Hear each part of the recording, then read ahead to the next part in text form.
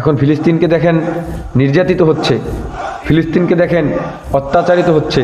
আমরা কয়েকদিন পর পর ফিলিস্তিনের কথা মনে করি, কয়েকদিন পর পর ফিলিস্তিনকে আবার ভুলে যাই।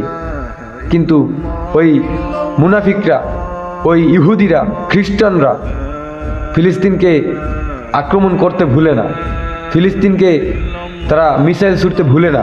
তারা প্রতিনিয়ত ছুড়ে যাচ্ছে, তারা দিনের পর দিন ছুড়ে যাচ্ছে, শিশুদেরকে হত্যা করে যাচ্ছে।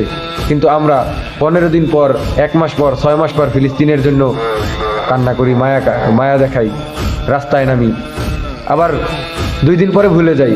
ফিলিস্তিনের আর্তনাদ আমরা মনে রাখি না। কারণ কি? আমাদের অন্য কোনো ইস্যু দিয়ে দেওয়া হয়, অন্য কোনো বিষয় আমাদের সামনে এনে দেওয়া হয়, আমরা ওই বিষয় নিয়ে আবার নাচানাচি করতে থাকি।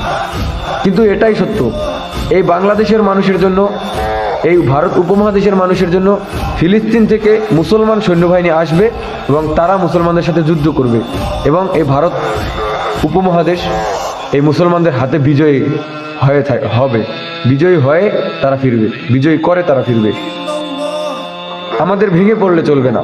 কথাগুলো এই কারণে বললাম যে আপনি আমাদের ভবিষ্যতে কি অপেক্ষা করছে সেটা শুনলে আপনার ভিতরে যাতে ইমানের চেতনাটা বেড়ে যেতে পারে, আপনি যাতে ইসলামের প্রতি আরো বেশি করে আকর্ষিত হতে পারেন, জিহাদের প্রতি আপনি যাতে বেশি করে আকর্ষিত হতে পারেন।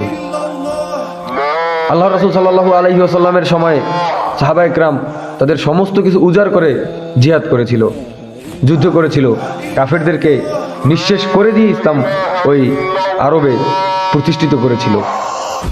সেরকমের এই ভারত উপমহাদেশেও ইসলাম বাস্তবায়িত হবে, প্রতিষ্ঠিত হবে। সমস্ত জায়গায় ইসলামের স্লোগান থাকবে, পুরো বিশ্ব ইসলামের আওতায় থাকবে। এই ইহুদি মুনাফিকরা দাজ্জাল আসার আগে যাই করুক, দাজ্জাল আসার পর যাই করুক, কিন্তু